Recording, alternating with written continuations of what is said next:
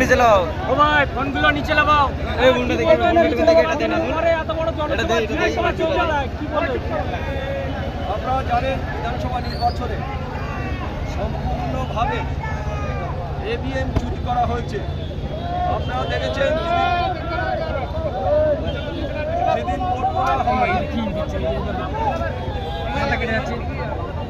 সেদিন আমরা বেরিয়ে আসি, আমার প্রায় 30 জন আমার কাউন্টিং এজেন্ট ছিল, তাদের নিয়ে আমি বেরিয়ে আসি। 10 আলোচনার পরে প্রতিটা এবিএম খোলা দেখছি, সিল নেই, আমাদের যে 70C ফরমের সাথে মিল নেই, কোনোভাবে আমরা মেনে নিতে পারিনি।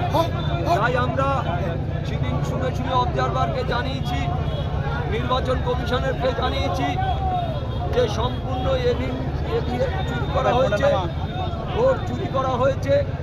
আমরা এই ভোট মানি না, আমরা এই ভোট গুনতে আমরা অংশগ্রহণ করব না বলে আমরা সবাই বেরিয়ে আসি।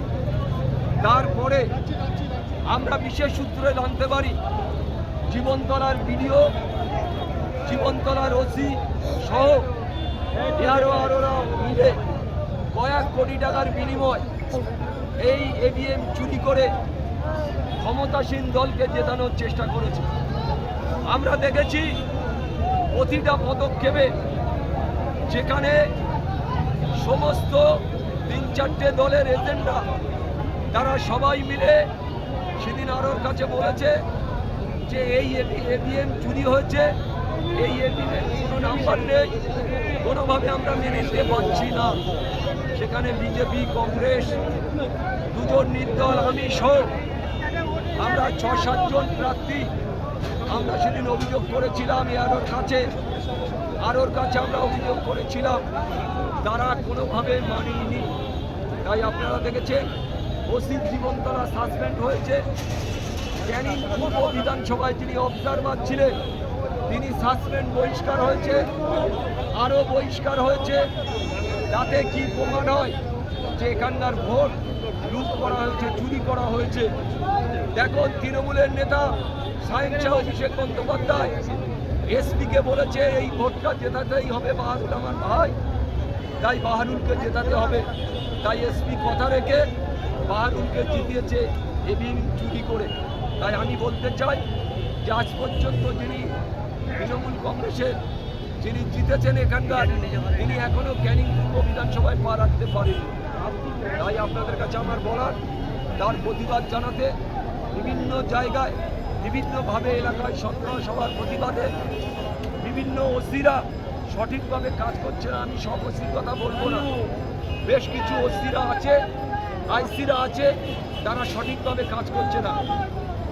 তারা বিভিন্নভাবে আমাদের আইএসএফের কর্মীদের উপরে অ্যাটাক করছে, বিভিন্নভাবে আমাদের আইএসএফের কর্মীদের থানায় তুলে নিয়ে যাওয়া হচ্ছে, একটার পর একটা চক্রান্ত হচ্ছে। তাই আমি সিদ্ধান্ত নিয়েছিলাম নামাও না ভাই, যে আমরা জীবনতলাতে একটা বড় নামাও করে মানুষকে অবগত করব, সেটা আজকে আমরা করেছি। আপনারা দেখেছেন প্রায় 50,000-এর মতন মানুষ হয়েছে, কয়েক কিলোমিটার জুড়ে অবরুদ্ধ, ছাদে, সমস্ত ছাদে হাজারে হাজারে লোক দাঁড়িয়ে আছে। আমরা রোড সাইড দেখেছি, কয়েক কিলোমিটার রোড সাইড অবরুদ্ধ হয়ে আছে। তাতে আমরা দেখেছি প্রায় 50,000-এর মতো মানুষ সমাবেশ হয়েছিল। তাই আপনাদের কাছে বলতে চাই, আমার ক্যানিং পূর্বর সমস্ত নেতৃত্ব কর্মী যারা আজকে মিটিংয়ে অংশগ্রহণ করেছে, তাদের সবাইকে শুভেচ্ছা অভিনন্দন জানাই ক্যানিং পূর্ব বিধানসভা আইএসএফের পক্ষ থেকে। তাই আপনাদের কাছে আমার বলার যে এখানে সম্পূর্ণভাবে আপনি যে অভিযোগগুলো করছেন, ইতিমধ্যে ক্যানিং পূর্বে যিনি বিধায়ক নির্বাচিত হয়েছে তিনি কিন্তু শপথ নিয়ে বিধানসভার অধিবেশন করেছেন, তাহলে আপনি যেতেই পারে, কে কোথায় যেতে পারে সেটা তো বিচারাধীন। আমরা অভিযোগ করেছি, আমরা জানিয়েছি, এর মধ্যে 3 দিন সাসপেন্ড হয়েছে। কে বিধানসভায় যাচ্ছে, কে যাচ্ছে না, সেটা আমার কাছে বড় কথা নয়। আমাদের কাছে বড় কথা আইন বলে জিনিস আছে। আমরা হাইকোর্ট করেছি, আমরা দেখতে চাই আইন কি বলে। তারপরে তার যদি হিম্মত থাকে তিনি ক্যানিং বিধানসভার বিধায়ক হিসাবে এখানকার মানুষের কাছে একটা মিটিং করে দেখান যে তার আর কতটা জনপ্রিয়তা, আর তিনি জিতেছেন কি জিতেননি সেটা ক্যানিং পূর্বের মানুষ জবাব দেবে। বলছি আপনি ইভিএম নিয়ে চাঞ্চল্যকর তথ্য দিয়েছেন, তবে কি আগামী দিনে ক্যানিং পূর্বে পুনরায় ভোট নির্বাচন হবে নাকি? আমরা চেয়েছি যে পুনরায় ভোট, আমার কাছে অনেকেই অনেক রকমভাবে বলেছে যে না রিকাউন্টিং হোক, আমি বলেছি রিকাউন্টিংয়ের কোনো প্রশ্ন নেই, আমরা চাই পুনরায় ভোট। তাই আমরা হাইকোর্টে গেছি, আমরা নির্বাচন কমিশনারকে জানিয়েছি, আমরা পুনরায় ভোটের দাবি করছি।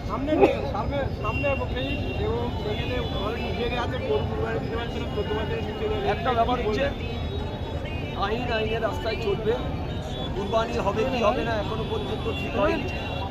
আমরা নিশ্চয়ই চাইব মুসলিম এরিয়ায় কুরবানি হোক, মানুষ তার আদব কায়দার মধ্যে থেকে কুরবানি দিক। নিশ্চয়ই মানুষের আশা আছে, আশঙ্কা আছে, মুসলিমদের একটা বড় উৎসব কুরবানি, তাই কুরবানি অন্তত করার সুযোগ দিক সরকারের কাছে আমার আবেদন, যে তারা তাদের নিজেদের মতো জায়গায় মানে একেবারে পরিষ্কার পরিচ্ছন্নতা করে তাদের ঘেরা জায়গার মধ্যে যদি কুরবানি দেয়, আমি আশা করব প্রশাসনের কাছে যে তাদের কুরবানি দেওয়ার পারমিশন দেওয়া হোক। আপনার এই মামলাটা হাইকোর্টে কবে উঠবে? আমার মামলা ফাইল হয়ে গেছে, দু একদিনের মধ্যে যে কোনো দিন ডেট হতে পারে, হলে মামলা ডেট হবে, সেদিনই মামলা উঠবে। আপনার পক্ষ থেকে হাইকোর্টের কোন আইন দেন? কে কি ঘরবন্দি কে কোথায় আছে আমার দেখার দরকার নেই। আজকে আমরা জীবনতলার মাটিতে একটা প্রমাণ করে দিলাম, যেখানে 50,000 মানুষের সমাবেশ। জীবনতলার মানুষ আরাবুল ইসলামকে চায়, আরাবুল ইসলামের ডাকে এই লোক, অন্য কারোর কিছু কথাই নয়। আরাবুল ইসলাম দুদিনের নোটিশে সবার সাথে কন্ট্যাক্ট করে আজকে এই মানুষ হয়েছে। আমরা মনে করি যেখানে মিটিং ডাকবো, আইএসএফের মিটিংয়ে ভাইজানদের নির্দেশ আদেশে হাজারে হাজারে মানুষ সেখানে উপস্থিত হবে, এটা আমার ধারণা। শুধু ধারণা নয়, মানুষ প্রচুর অ্যাক্টিভ, তারা আইএসএফের নেতৃত্বের সাথে থেকে লড়াই করতে, প্রচুর মহিলারাও অ্যাক্টিভ। তাই আমরা চাই ক্যানিং পূর্ব বিধানসভা আগামী দিনে আরও ভালো জায়গা যাবে, আগামী দিনে আরও লড়াই হবে। আমি সমস্ত ক্যানিংবাসীকে শুভেচ্ছা, অভিনন্দন, ভালোবাসা জানিয়ে ক্যানিং পূর্ব বিরোধী শূন্য, ক্যানিং পূর্ব বিরোধী শূন্য, সামনে পঞ্চায়েতে আপনারা কি টার্গেট আছে? এখনো দেরি আছে, সেটা সময় কথা বলবে, নিশ্চয়ই আপনারা জানেন।